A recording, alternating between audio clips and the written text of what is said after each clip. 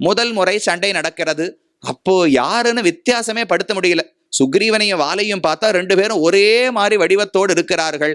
எது சுக்ரீவன் எது வாலி என்றே ராமனுக்கு தெரியவில்லை. அதனால் இவர் அம்பே விடல, பேசாம பார்த்துட்டு திரும்ப வந்துட்டார்.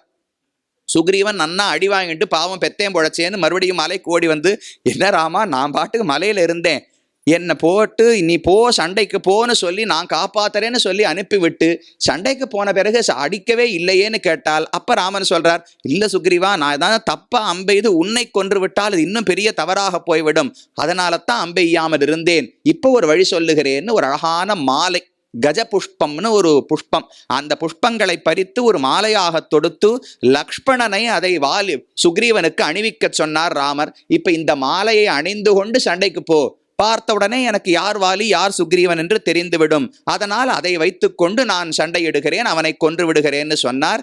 சரின்னு மறுபடியும் சுக்ரீவன் சண்டைக்கு போகிறார். போன இடத்துல கோரமான யுத்தம். அப்போது தன்னுடைய அம்பை எய்கிறார். ஒரு பெரிய அம்பு, நல்ல தங்க முலாமெல்லாம் பூசின அம்பா, அவ்வளவு உயர்ந்த அம்பை எடுத்து அதை வைத்து ராமன் வாலிவனுடைய உடம்பிலே எய்தார். அது நேர மார்பிலே தைத்தது. அடிபட்டு ஒரு வெட்டப்பட்ட ஒரு மரம், வேர் வெட்டப்பட்ட மரம் எப்படி சாய்ந்து கீழே விழுமோ அதை போல அந்த க்ஷணமே வாலி கீழே விழுந்தான்.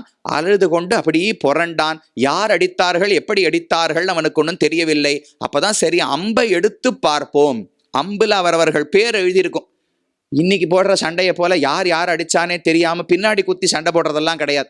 ஒவ்வொரு அம்பிலும் ராமனுடைய பெயர் பொறிக்கப்பட்டிருக்குமாம். சரி யார் அடித்தார்கள்னு பார்ப்போம் என்பதற்காக அந்த அம்பை பிடுங்கி வெளியில் எடுத்து பார்க்கிறார். பார்த்தா அதுல வரும் ரெண்டே ரெண்டு எழுத்து, ராம என்று ரெண்டே ரெண்டு எழுத்துகள் பொறிக்கப்பட்டிருந்தன. சரி, ஒரு ராமன் தான் நம்மை வீழ்த்தினான்னு பார்த்தார். அதை பார்ப்பதற்குள்ள ராமனும் லக்ஷ்மணனும் ஹனுமானும் 3 பேரும் நடந்து வருகிறார்கள். வந்தவுடனே பார்த்தவனுக்கு அவ்வளவு கோபம். கோபத்தோட நம்மை அம்பாலே வீழ்த்தின ஒருவரை பார்த்தவுடனே நமக்கு என்ன தோணும்? அவர் எப்படியான வெய்யணும் வசவு பாடணும் தானே தோணும்.